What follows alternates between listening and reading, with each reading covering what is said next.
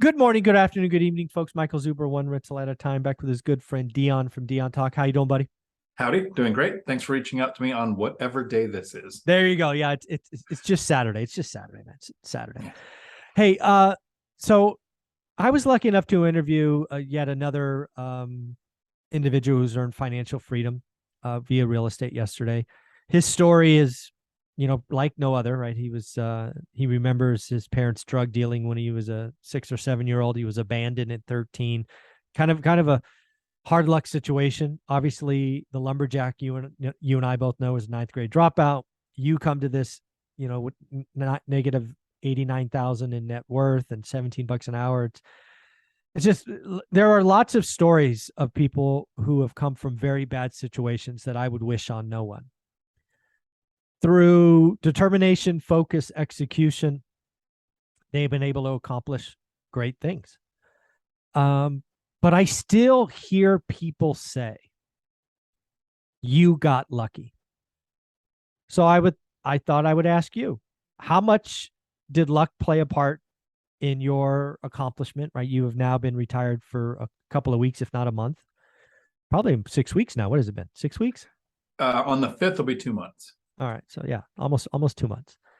So I just wanted to talk about luck, because maybe luck did play a part, small part, big part, don't know.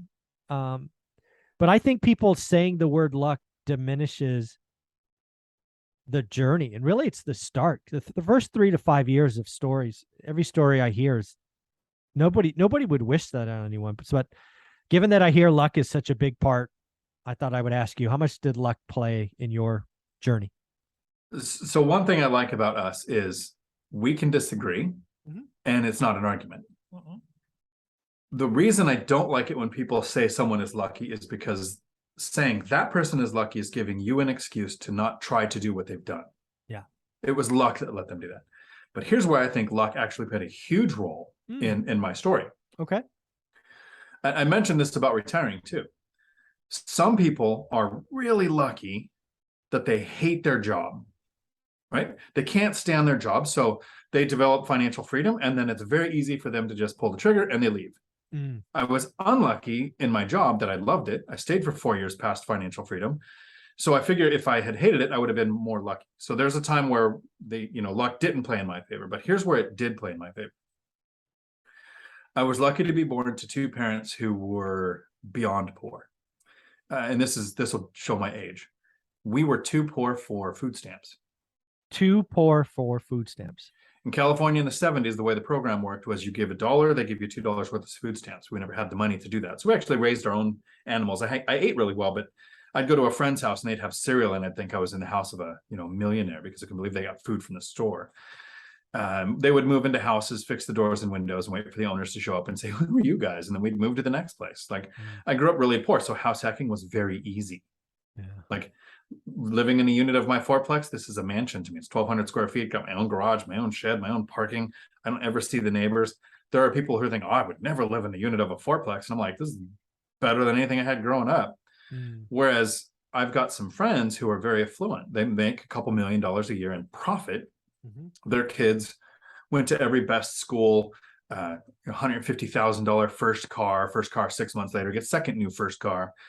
Wow. What can that kid do, that teenager that grew up with my friends at 20 or 25, that will come close to what they had when they were 15?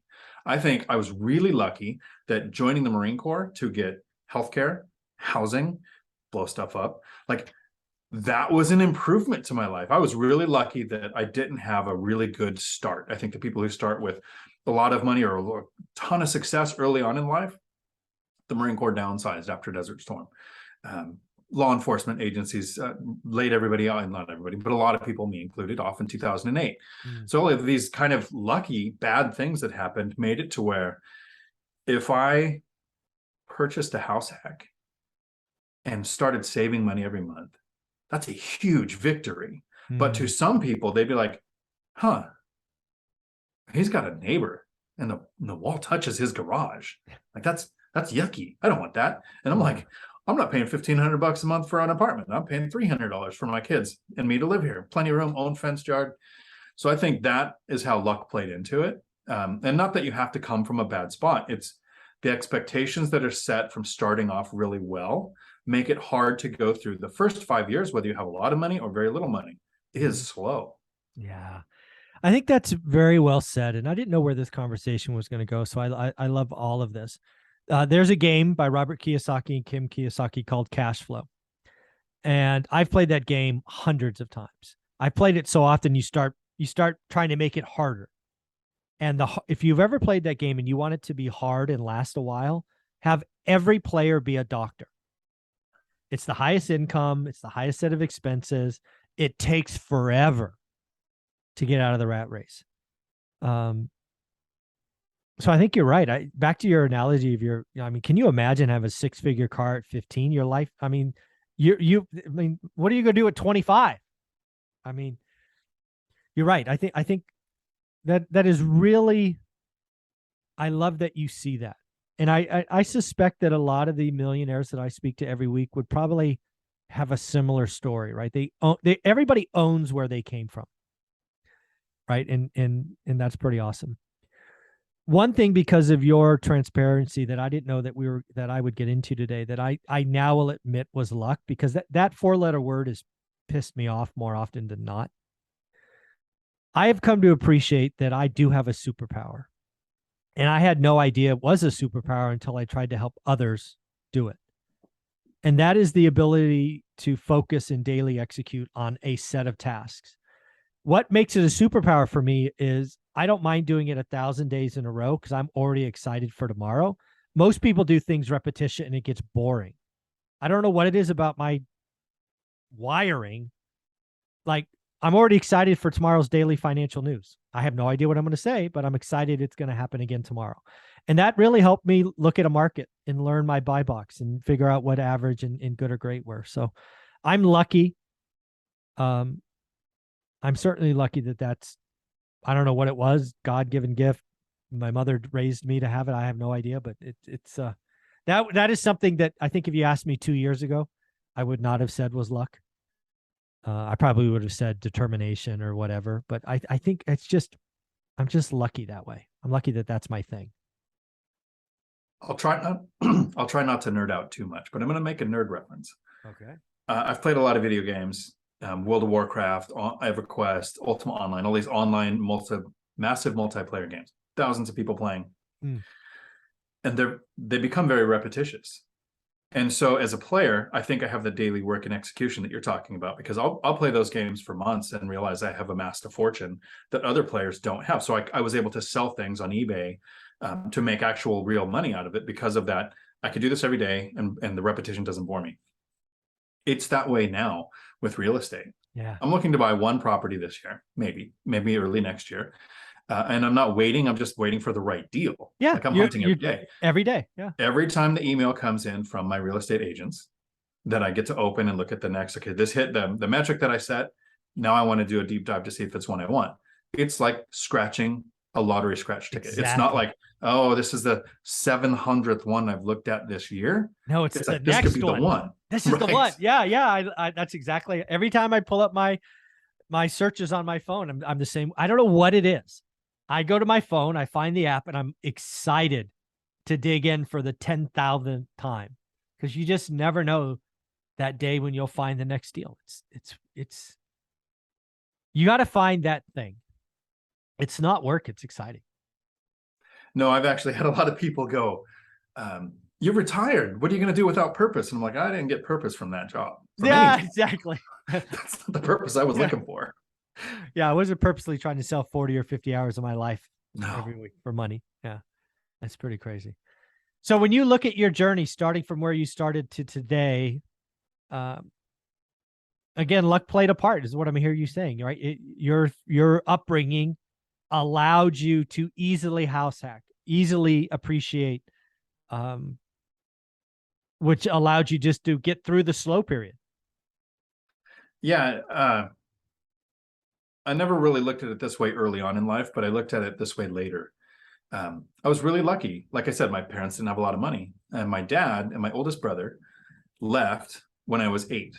So all of a sudden at 8, I found myself working in the onion fields with my mom. So I was 8 years old, and you got 50 cents if you loaded a bag. And I was so small, I couldn't shear the onions. I had to put the share on the onions and then bounce my hip on it. So it like took me a while. So I think my best day, I made like $16. And at the end of the day, my mom would get the money. I would get enough money to go to what we called the roach coach, the food truck that would come to the onion fields at the end of the day. And I would get to buy something like I could buy a sandwich or a candy bar, and I didn't have to share it with my other brother. Like I could work all day for that reward. The money kind of didn't matter. So working for money to buy the next rental, that reward, that $500 a month or whatever, that people go, oh, how can that be life changing? Well, 5 or 6 of those and life is completely different. Yeah. Made it, to me, I think that luck, that starting position where a whole bunch of work consistently can get you the reward you want, makes it easy. Like I'm always hesitant to say the word easy, because I know that in content creatorville, we want to let people know there are going to be challenges that might make you quit. So if you go in expecting it to be easy, you're probably not going to follow through. But compared to 50 to 60 hours a week to build someone else's dream, even at a job you loved, working hard towards something that's going to be yours, that you get the reward for, is huge. And so I feel lucky that when people say, oh, you're so lucky, I wish I had what you have. Yep. I wish you were lucky enough to have the opportunities I did and saw the opportunities. A lot of people have the same opportunities, they just don't see them, so they don't take the chance. Yeah. Very, very cool. Dion, do me a favor. Where can people find you, and when's your live stream?